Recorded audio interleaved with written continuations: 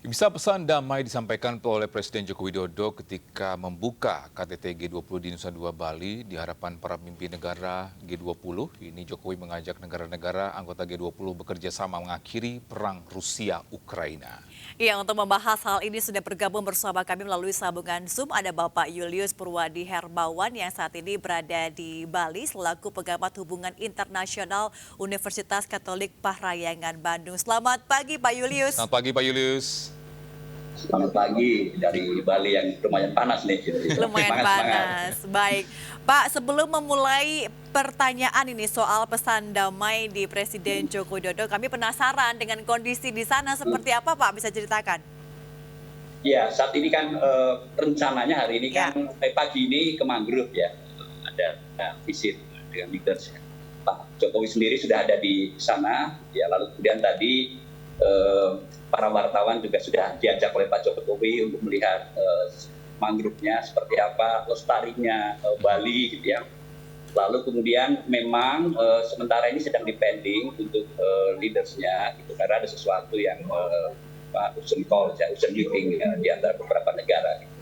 Jadi menunggu pertemuan selesai lalu acara akan dilanjutkan dengan leaders visit ya, kunjungan pemimpin ke mangrove. Itu kira-kira. Oke, baik. Terima kasih Pak Julius. Dan terkait dengan pesan damai Pak yang disampaikan oleh Presiden Joko Widodo untuk menyatakan kita harus mengakhiri perang. Tanggapan dari Pak Julius seperti apa? Silahkan. Ya, kemarin itu saya kira surprise ya. Big surprise dari Pak Jokowi ya. Jadi dia membuka dengan bahasa Indonesia, lalu kemudian tiba-tiba ketika dia menyentuh isu perang Rusia dan Ukraina, dia pakai bahasa Inggris. Jadi mau menyampaikan pesan yang sangat jelas dan dia bisa memberikan pesan itu dan ditangkap langsung oleh semua orang itu. Akhiri perang ya, dan perang dampaknya sudah bukan hanya berat untuk negosiasi di G20, tapi juga sangat berat untuk perekonomian dunia, krisis energi, krisis pangan, inflasi di mana-mana sekarang gitu ya. Jadi kemarin memang betul-betul dimanfaatkan oleh Pak Presiden Jokowi untuk mengundang supaya mari ini saatnya kita bicara soal perdamaian.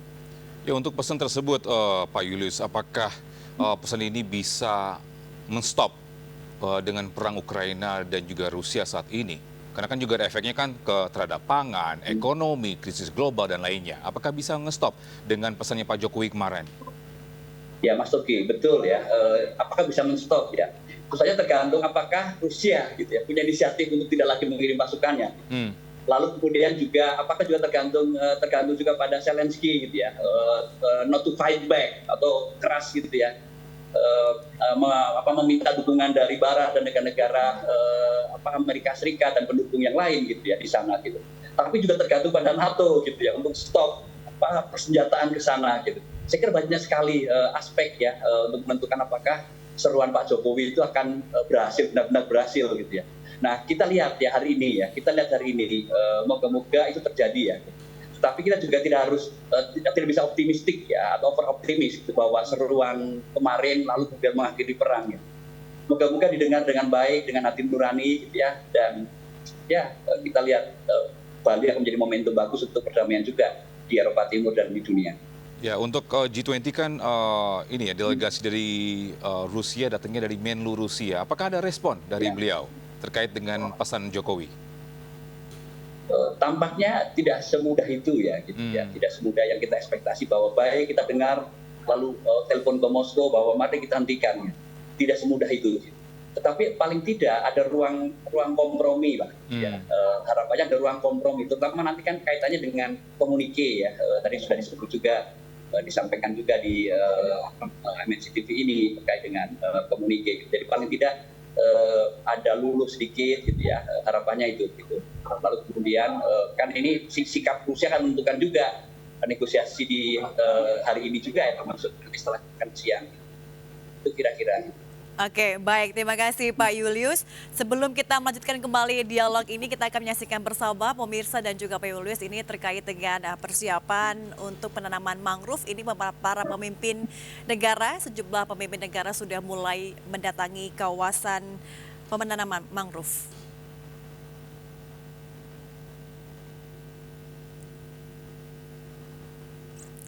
Ya, ini dia Presiden Joko Widodo telah menyambut satu persatu sejumlah pemimpin negara G20 yang telah hadir dalam penanaman mangrove yang merupakan agenda penting dalam G20 ini karena memiliki pesan yang begitu mendalam terkait dengan untuk mengatasi krisis iklim global.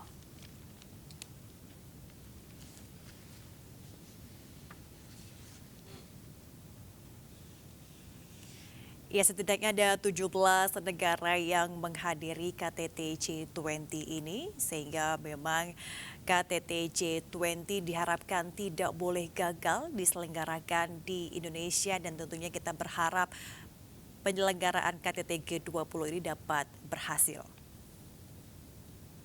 Dan dalam penanaman mangrove ini, pemerintah berharap Indonesia sebagai salah satu negara dengan hutan mangrove terbesar dapat menginspirasi dunia dan bentuk kepedulian terhadap lingkungan hidup karena mangrove mampu menyerap karbon, kemudian melindungi lahan dan juga mencegah abrasi laut.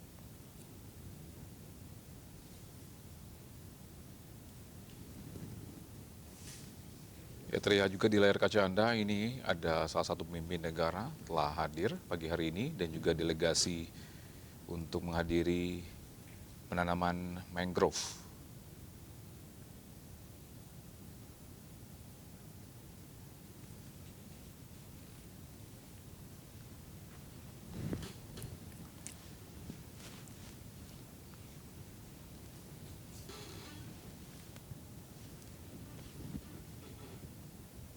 Ya, misal agenda KTT G20 hari ini atau pagi hari ini adalah proses penanaman mangrove hingga penyerahan presidensi ke India rencananya pagi hari ini.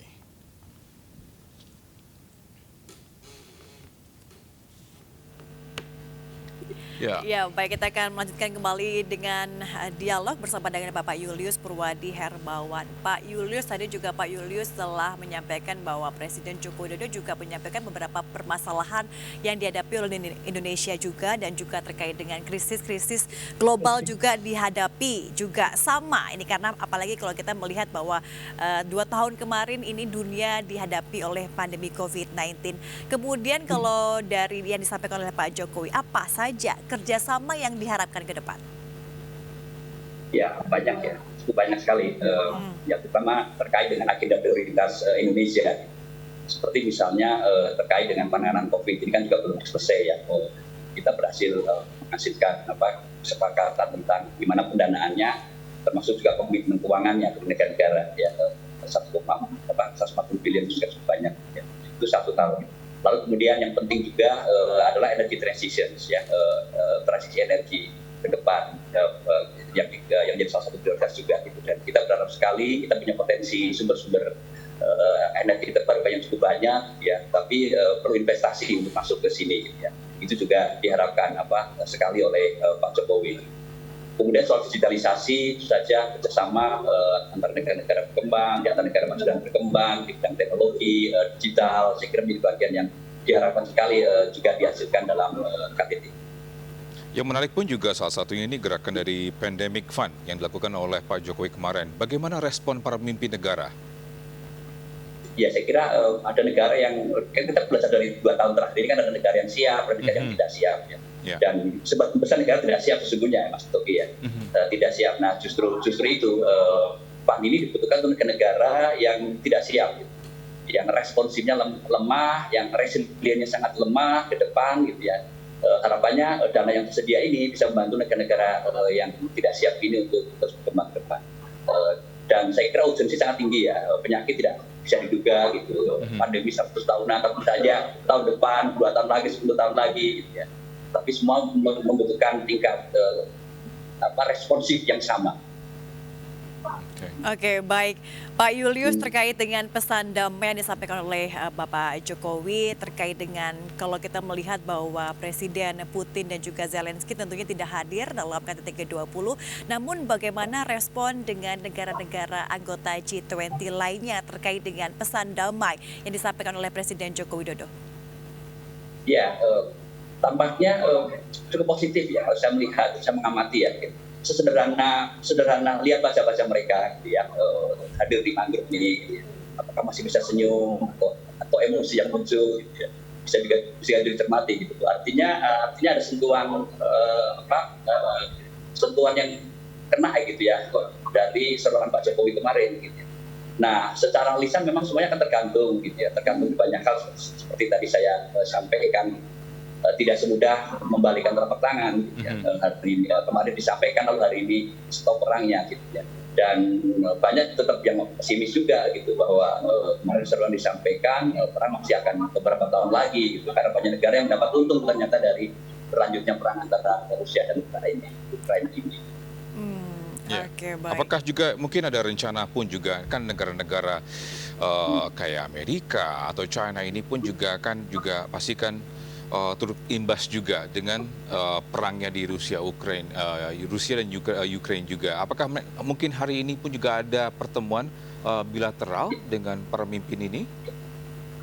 Ya, sesungguhnya tadi ada pertemuan yang mendadak gitu, di antara anggota NATO, itu yang saya dengar gitu ya. Oke.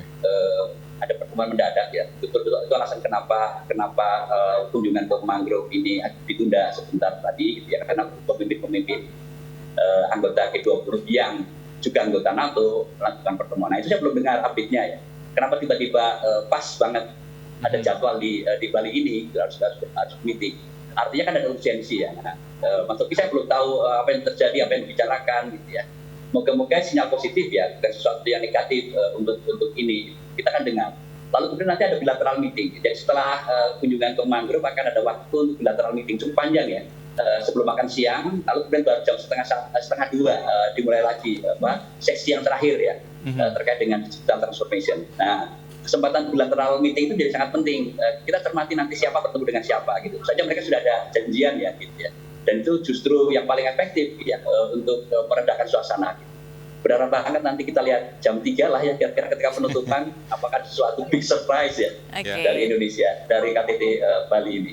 Iya, semoga ada surprise lagi ya Pak ya terkait dengan agenda hari ini seperti yang disampaikan oleh Presiden Joko Widodo kemarin bahwa ini ada surprise terkait dengan menggunakan bahasa Inggris untuk mengakhiri perang. Artinya bahwa Presiden Joko Widodo ini menginginkan perdamaian di dunia. Namun terkait dengan perang di Rusia dan juga Ukraina Pak, ini tentunya Presiden Putin dan juga Presiden Zelensky ini tidak hadir. Apakah pesan damai Presiden menjadi akan sia-sia akan ketidakhadiran Putin dan juga Zelensky? Ya, kita lihat ya, kalau dia hadir, seperti apa suasananya ya, suasana kebatinannya. Gitu. Itu satu hal. Ya. Kalau dia tidak hadir, mungkin agak berbeda juga suasananya. Gitu. Tadi malam kan ada pemimpin yang tidak hadir juga pas makan malam ya. Gitu. Ya. Nah itu mungkin juga ada sesuatu juga ya, gitu. Sekalipun alasannya karena terlalu capek, ada agenda lain, nah seperti itu. Gitu. Nah, tidak hadir, apakah akan berpengaruh, tidak akan berdampak pada seluruh Pak Jokowi gitu ya? Menurut saya tidak juga ya. Menurut saya tidak juga. Atau ada wakilnya menunggu Rusia, kemudian dia bisa menyampaikan ke Pak Putin di Moskow gitu ya, lalu kemudian mendengar arahan dari Pak Putin gitu ya, seperti apa. Juga Zelensky ya, Zelensky juga kemarin menyampaikannya secara virtual. Ya, saya kira tidak harus hadir, lalu kemudian kita tidak berharap ada dampak yang positif ya. Ya, wish for the best gitu, ya, menunggu surprise itu juga kita berharap itu terjadi di Bali. Oke, selain pun juga ini isu terkait Rusia dan Ukraina ya. Yang menarik itu ada ini pertemuan antara Joe Biden dan Xi Jinping di G20, Pak Julius ya. Apa yang bisa kita lihat nih? Kan karena kita tahu kan perang dagang antara China sama US. Ketika mereka bertemu, apa yang bisa kita lihat? Atau pandangan Pak Julius bagaimana? Ya, perang dagang itu kan memang sudah terjadi ya sejak zaman Trump dulu 2016-2017 ya, sampai akhir hari terakhir. Lalu kemudian Presiden Joe Biden mengambil alih kekuasaan gitu, dan ternyata lanjut juga perang dagang. Kita tidak bisa berspekulasi sampai kapan itu perang dagangnya. Gitu. Tapi ada hal yang sangat penting ya, Mas Togi, Mbak Mika, dari pertemuan Xi Jinping dan Joe Biden kemarin di sini di Bali, yaitu meredakan ketegangan hubungan di antara mereka terkait dengan isu geopolitik. Ada kecurigaan ini bahwa Cina akan melakukan hal yang sama seperti Rusia melakukan ke Ukraina, Cina akan melakukannya ke Taiwan gitu ya, dan tidak pernah tahu gitu ya. Kita tidak pernah tahu, dan kecurigaan ini kan bisa membahayakan hubungan di dua negara dan termasuk berdampak kepada G20.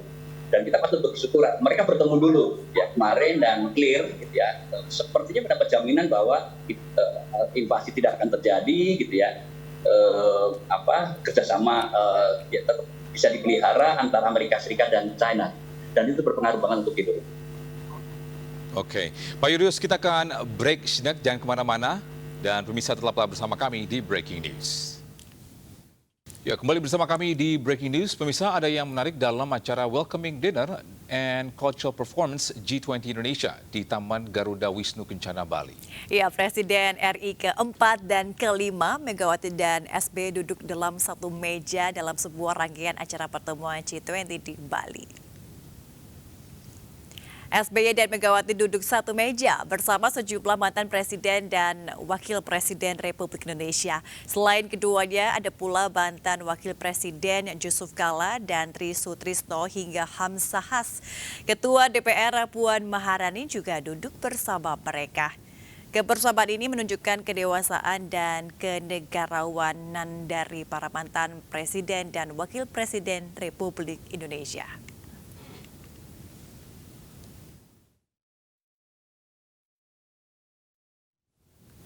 Ya, di tengah pelaksanaan G20, Presiden Ukraina Volodymyr Zelensky ini memberikan pidato dalam bentuk video. Ya, dalam videonya Zelensky menyerukan supaya para pemimpin dunia mau membantu menghentikan invasi ke negaranya.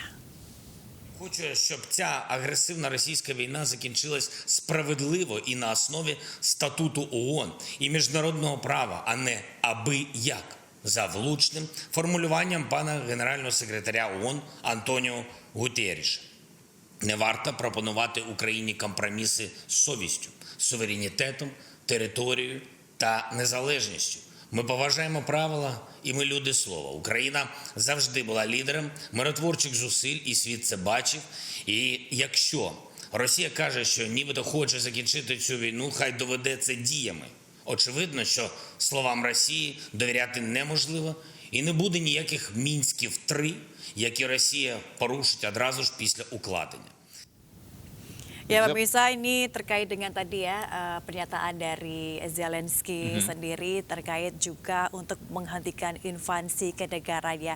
Dan saat ini sudah berlangsung juga ini mulai kedatangan para pemimpin negara, sejumlah anggota G20 ini berlangsung di kawasan penanaman hutan mangrove. Ya, di antaranya ada sekitar 17 kepala negara yang rencananya hadir pagi hari ini ya.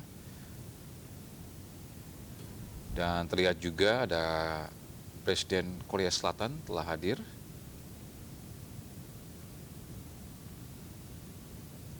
Ini kedatangan dari Presiden dari Afrika Selatan.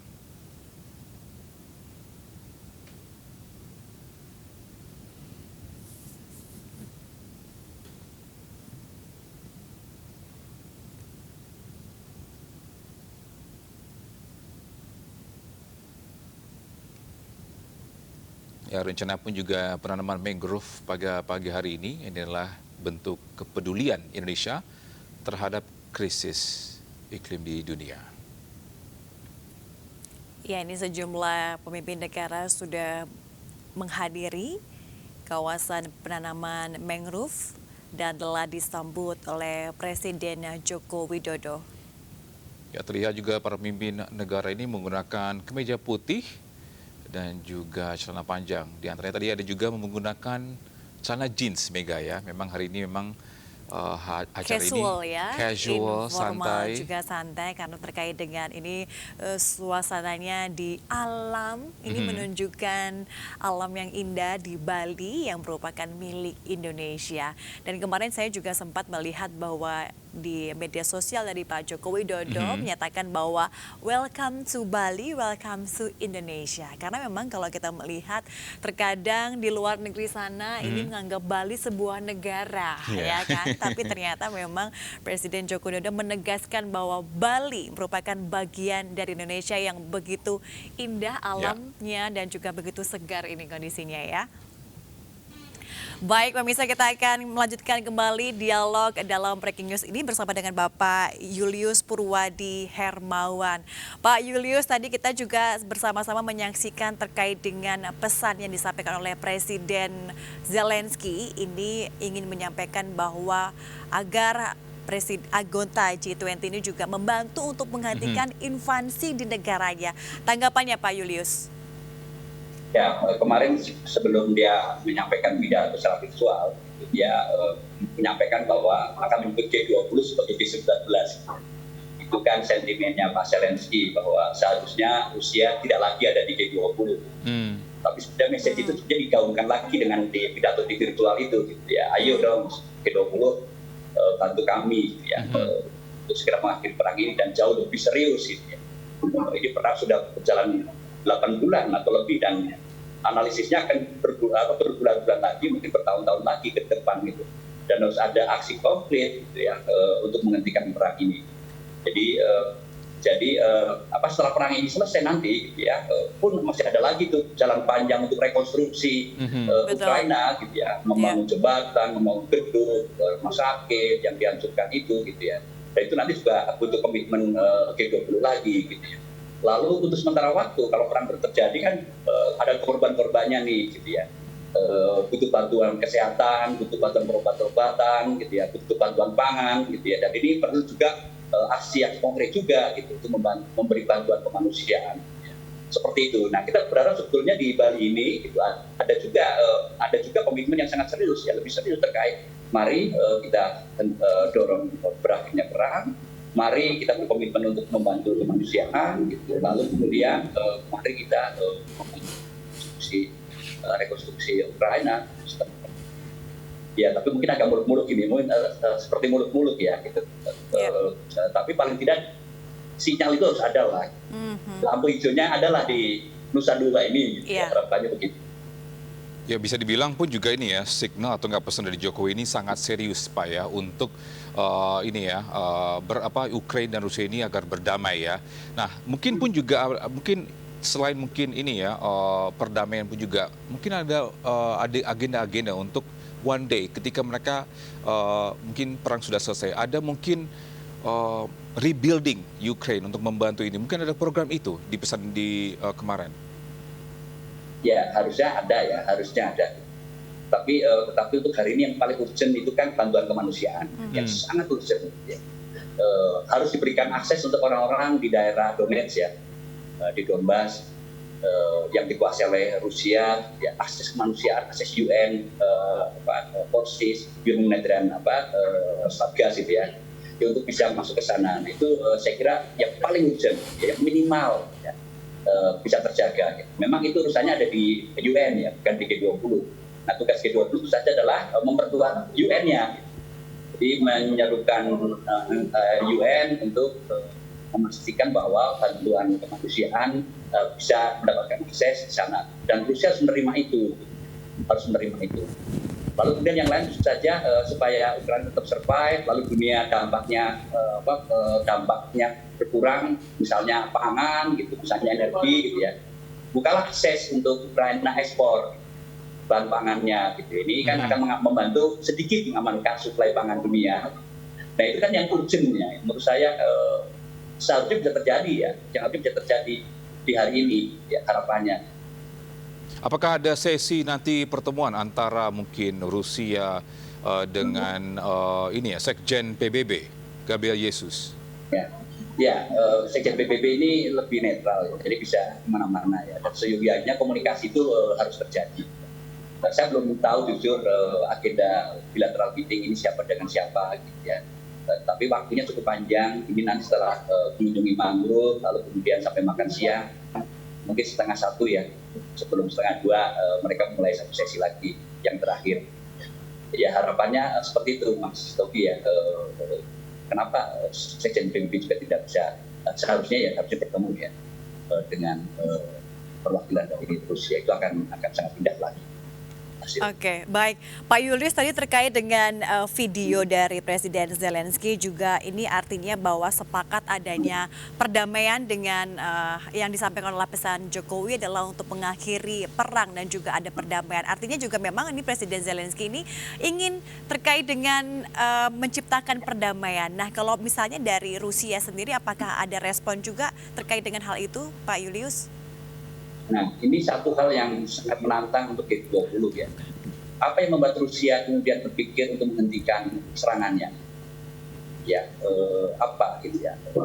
Secara teori kan kalau tujuannya sudah tercapai.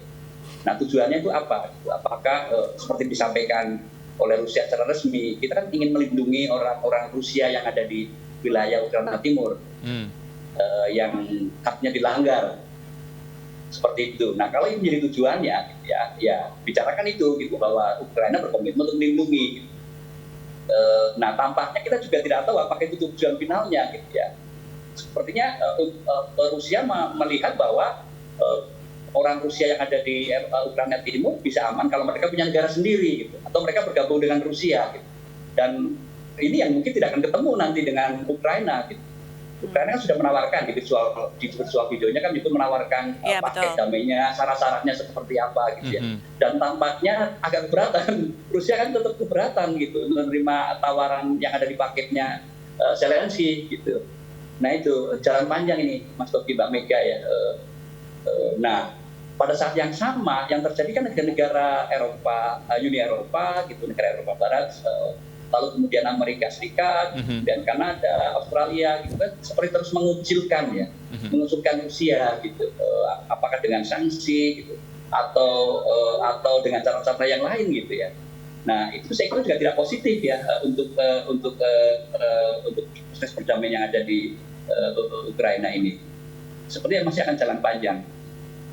Ya, yang menariknya pun juga kan kita tahu nih Pak, ini kan yang pasti kan perang di Ukraina Rusia ini kan selain krisis pangan, ada juga krisis ekonomi, efeknya ya.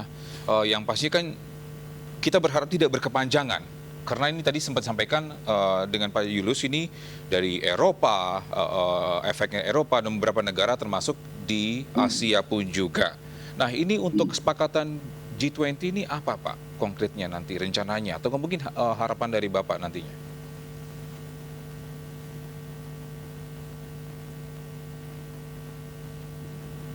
Ya Pak Julius. Koneksinya hilang tadi, boleh diulangannya, koneksinya hilang ya. Ya, oke maaf koneksinya hilang mungkin Mas Toki boleh diulang pertanyaannya. Ya, ini kan kita juga tahu nih, dengan perang antara Ukraina sama Rusia ini kan efeknya krisis pangan, krisis ekonomi. Tadi ini kan efeknya terhadap negara-negara di Eropa maupun juga di Asia juga. Nah, apa yang mereka harapkan di G20 ini? Kesepakatan apa yang mereka inginkan agar perang ini pun juga selesai perang ini berakhir?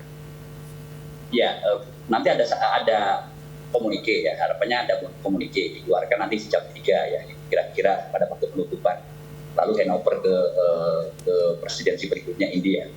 Nah kita berharap salah satu paragrafnya itu nanti menunjukkan posisi G20 ya, terkait dengan konflik di Eropa Timur ini ya, dan kita itu nanti menunjukkan konsensus ya, di mana G20 bisa berhasil membangun persepsi yang sama terkait dengan solusi damai di antara perang tersebut. Nah harapannya ada 1-2 kata ya terkait dengan we urge gitu ya, semua pihak untuk segera mengakhiri perang gitu ya, atau mulai kita urge masing-masing pihak untuk gencatan senjata dan melakukan negosiasi perdamaian. Saya berharap salah satu paragraf akan menyinggung itu dan nanti kita lihat jam 3 apakah ada paragraf itu. Baik, terima kasih Pak Julius Purwadi. Kita akan sejenak berhenti Pak terkait dengan dialog ini. Kita akan menyaksikan bersama situasi pegelaran penanaman mangrove yang ada di Bali.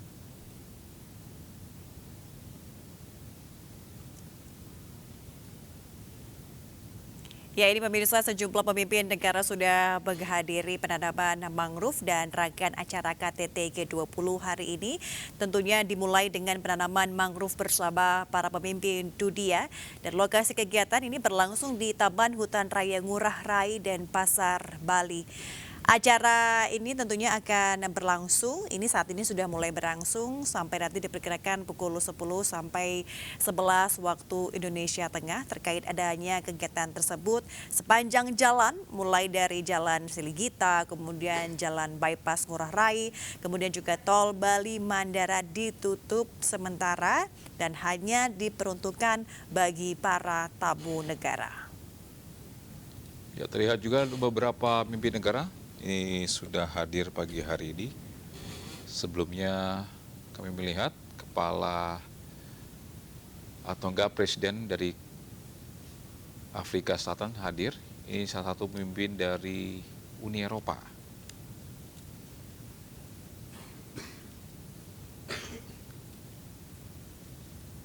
Jadi terlihat juga dari kanan kiri untuk memasuki kawasan penanaman mangrove, sejumlah pemimpin negara disambut oleh masyarakat dari Bali.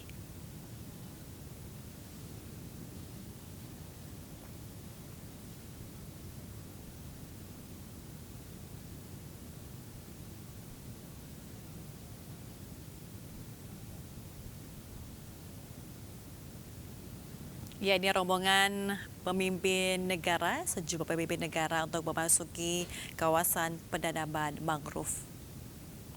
Ya, terlihat juga ini adalah mobil dari negara Spain.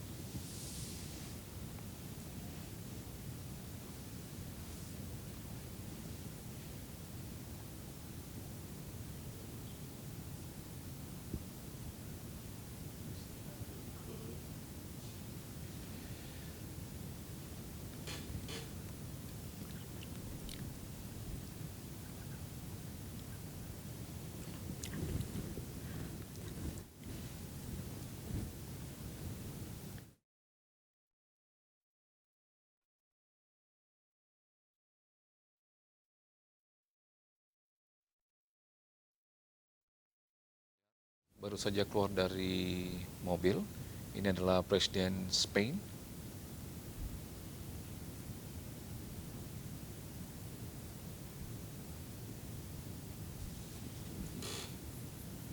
Ya, sepertinya kompak ya ini menggunakan kemeja putih untuk menghadiri agenda hari ini dan memang agenda ini diagendakan ini sekitar pukul 9 dan juga pukul 10 ini sudah dimulai. Ini dia Presiden Spanyol diterima oleh Presiden Joko Widodo.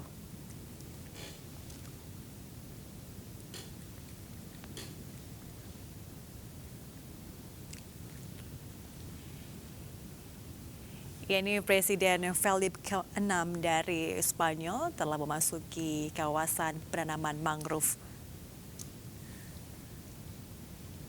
Baik, kita kembali ke Pak Julius. Ya, Pak Julius, ini sekarang sedang berlangsung ini penanaman mangrove di kawasan Bali ini tentunya ini sudah mulai dihadiri oleh sejumlah negara.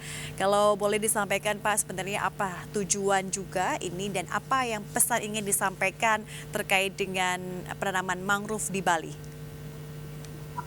Ya, saya kira tujuannya sangat jelas ya. Ini adalah bukti konkret bahwa Indonesia punya komitmen untuk emisi ya, mengatasi emisi dan menuju zero net emission kejangka ke depan. Dan ini memang yang dari awal presidensi Indonesia ingin menekankan pada hasil-hasil konkret, bukti-bukti konkret. Bukan hanya di atas kertas yang tertuang di dalam komunike, gitu ya, tetapi adalah langkah-langkah nyata yang dilakukan oleh pemerintah Indonesia di dalamnya. Itu kira-kira tujuan yang paling penting, yang luar biasa menurut saya dan kita patut apresiasi juga. Gitu. Seperti itu, Mbak Mika. Iya. Baik, terkait dengan juga memang krisis iklim global ini tentunya tidak hanya dialami oleh Indonesia, tentunya dalam negara-negara lain juga mengalami juga krisis iklim ini. Apakah memang ada pesan ataupun dukungan dari negara-negara ataupun sejumlah pemimpin yang lain terkait dengan hal ini, Pak Julius? Ya, saya bisa sampaikan Mbak Mega, itu isu yang paling berat ya, Ya, tampaknya yang dinegosiasikan saat ini sedang di terjadi ya. working group, lalu Ya. kemudian juga di pertemuan menteri gitu ya, ada beberapa hal yang memang diperdebatkan ya, seperti misalnya target ambisi ya, 1,5%, 2% gitu ya. Masih ada yang bertanya lagi. Padahal sebenarnya itu sudah disepakati di Paris, lalu kemudian diperkuat lagi. Lalu tahun lalu di Glasgow revisit and strengthen gitu ya, tapi ternyata tidak terjadi gitu ya. Belum terjadi ya bahwa akan memperkuat komitmen itu gitu. Menuju 2025 kan harusnya peak ya, panasnya paling peak peningkatannya, Iya, betul. 2,4 Celsius. Nah lalu kemudian setelah itu harus memotong half ya, sampai 2030 gitu. Dan ini harus diingatkan untuk pemimpin-pemimpin G20 juga gitu. Tapi tampaknya yang ini gitu ya, kita tidak bisa terlalu optimis ya menaruh komitmen yang lebih gitu ya. Lalu kemudian kalau ada komitmen yang lebih, lalu ada aksi-aksi konkret ya untuk melakukannya. Tapi ini lagi menekankan apa yang dilakukan oleh Pak Jokowi gitu. Aksi konkret bisa dimulai dari hal yang kecil, menanam mangrove. Dan itu nanti harapannya gitu, mungkin 5 tahun, 10 tahun lagi gitu, kalau mereka kembali ke Bali akan merasakan Bali yang sejuk gitu ya, Bali yang bersih gitu ya, Bali yang hijau gitu ya. Itu harapannya. Tapi seberapa seriuskah Pak? Ini kalau tadi Bapak bilang kan ada Paris Effect sebelumnya, mungkin ada pertemuan dengan menteri-menteri juga. Sekarang ada Ya. G20, seberapa seriuskah G20 ini serius untuk fokus untuk menangani krisis iklim global dunia? Pertanyaan bagus ya, dan sulit gitu ya. Ya paling tidak beginilah gitu ya, isu iklim itu kan sudah cukup panjang dibicarakan sejak tahun 2002, 92, 2012, lalu 2015 disepakati di Paris dengan Paris Agreement gitu. Lalu G20 ngambil momen yang sangat penting untuk menunjukkan bahwa kan emiter terbesar ada di G20 nih, ya, 75% sampai 80% nih gitu ya. Ya. Pembangunan ekonomi yang berhasil tapi ternyata berdampak buruk bagi lingkungan, dan G20 harus memulai gitu ya, memberikan contoh pada negara-negara yang lain gitu ya. Ya, komitmen itu ada ya, keinginan itu ada gitu, dan itu ada tertuang di dalam komunike ya selama ini yang sudah dihasilkan, termasuk yang di Italia kemarin gitu ya. Nah, seberapa jauh kita bisa berekspektasi, ini harus realistis juga gitu ya. Indonesia saya kira salah satu yang baik gitu ya. Tapi kemudian yang ke depan calonnya ini saya juga bisa sampaikan, India akan memegang presidensi. Dan kita masih ingat India di Glasgow kemarin kan mengusulkan passing out coal menjadi passing down gitu ya. Lalu kita juga khawatir nanti di COP yang selanjutnya di Mesir itu akan terjadi kemunduran lagi terkait dengan komitmen yang sudah dibuat. Yang kita khawatirkan misalnya passing down-nya bukan hanya di coal tapi untuk sumber-sumber energi yang lain gitu ya. Nah itu juga patut diwaspadai. Memang tidak mudah ya, Mas, ya, terkait dengan ini untuk membangun komitmen yang jauh lebih besar ya. Karena pada saat yang sama negara-negara berkembang, termasuk yang di G20, lihat mereka punya hak kok ya untuk membangun industrialisasi. Ya. Tapi mungkin aku bisa tambahkan satu lagi ya, yang Indonesia juga ingin tekankan adalah seberapa sulit pun negosiasinya. Indonesia sudah meletakkan milestone yang cukup penting gitu ya. Di antaranya misalnya dihasilkannya Bali Roadmap untuk transisi energi. Ya, dan kemudian diharapkan dengan Bali Roadmap ini nanti presidensi India akan melanjutkan diskusinya. Gitu. Bali Roadmap kan isinya adalah prioritas apa ya yang perlu dikedepankan dalam transisi energi. Gitu. Lalu kemudian aksi-aksi apa gitu yang bisa diwujudkan untuk transisi energi gitu ya. Nah di India nanti tinggal pasang timeline-nya kapan kalau mungkin, atau disediakan dashboard ya, voluntary dashboard supaya negara-negara menunjukkan ini loh transisi energi kami seperti apa gitu. Nah itu jadi ada progres yang dijaga oleh India sebagai presidensi berikutnya dari capaian yang sudah dibuat oleh Indonesia gitu. Itu Mas Toki dari saya. Berarti it's a good thing juga ya ketika Indonesia ini mencapai entah itu milestone pun juga sedikit atau kayak gimana. Kita berharap pun juga next year di G20 di India ini ada perubahan, bisa ada continuous juga ya Pak ya. Tapi, for example, apa yang perlu difokuskan juga untuk krisis iklim global ini? Karena kan memang Pak Yus sampaikan bahwa tidak mudah. But what every country ini, setiap negara ini bisa mereka lakukan di negara masing-masing ini agar menangani krisis iklim global ini? Ya, pertama saja adalah seperti perintah di Glasgow ya. Glasgow itu setelah G20 di KTT G20 di Italia, di Roma, lalu ke Glasgow dengan 26. Ya. Perintahnya kan revisit and strengthen ya, kuat target ambisinya. Sebagian negara sudah melakukannya, ya, anggota G20 itu. Sebagian negara yang belum melakukannya. Nah, G20 bisa mendesak negara-negara yang belum melakukan memperbaiki gitu komitmen NDC-nya, gitu ya, segera melakukannya dan melaporkannya. Gitu. Lalu kemudian juga melaporkan apa yang akan dilakukan secara nasional. Gitu. Setelah targetnya ditetapkan, lalu apa yang akan dilakukan secara nasional. Ini saya kira langkah-langkah konkret yang harus terus didorong gitu ya oleh G20, ya, nagih terus gitu ya. Tolong mana target ambisinya, laporkan NDC-nya, lalu kemudian roadmap-nya seperti apa. Nah, dengan begitu kita tidak perlu menunda gitu, bahwa kita melakukan aksi-aksi konkret adaptasi dan mitigasi climate pada tahun 2050 gitu. Ketika pemanasan global sudah tidak bisa terkendali lagi. Harapannya gitu, Mas Togi. Oke. Nah, ini mungkin yang penting pun juga kan memang kan apakah nih kan tadi Bapak sampaikan bahwa ada beberapa negara yang belum menggerakkan. Apakah negara-negara G20 ini bisa untuk menegur negara yang belum menggerakkan untuk menangani krisis iklim global tersebut? Tidak bisa ya. Tidak bisa, Mas Togi. Tidak bisa. Itu betul-betul voluntary ya, komitmen sukarela dari negara-negara. Termasuk memaksa mereka net zero emisinya di 2050 kan nggak bisa ya. Sebagian sudah bisa, lalu Indonesia sendiri 2060, ada yang 2070, ada yang nambah 2072. Seperti itu. G20 tidak bisa. Oke, tidak baik. bisa. Pak Yunus, artinya memang tidak bisa mengintervensi antara satu negara dengan negara yang lainnya. Terakhir Pak Julius, terkait dengan juga harapan dan juga resolusi yang diharapkan ke depan terkait dengan G20 ini, terkait dengan krisis iklim global, kemudian juga terkait dengan perdamaian di dunia seperti apa? Ya, ada capaian yang ada di Bali sudah gitu ya. Cukup penting capaiannya ya, dari bidang finance, dari bidang Sherpa Track, dan saya kira pertama ini momen penting, presidensi berikutnya akan melanjutkan. Itu bagian penting. Lalu yang kedua, gitu ya, kita merasakan makroekonomi global sudah luar biasa seperti sakit gitu ya. Inflasi indikatornya sangat tinggi. Gitu ya. Di Indonesia rupiah terdampak gitu ya. Lalu kemudian harga BBM kita juga terdampak naik ya, dan dampaknya kemana-mana. Nah, ini saya kira harapan banyak orang kemudian gimana KTT yang ada di Indonesia hari ini bisa bermanfaat juga untuk orang Indonesia, ya. Lalu kemudian juga bisa berdampak juga untuk masyarakat luas. Itu gitu. Jadi, Mbak Mega, kita kira-kira. Ya, baik. Terima kasih Pak Julius Purwadi sudah berbincang bersama kami. Harapan bersama ini tentunya G20 ini bisa berdampak bagi Indonesia dan juga dunia. Terima kasih Pak Julius sudah bersama kami. Salam sukses dan salam sehat selalu. Salam sehat. Tetap sehat semuanya.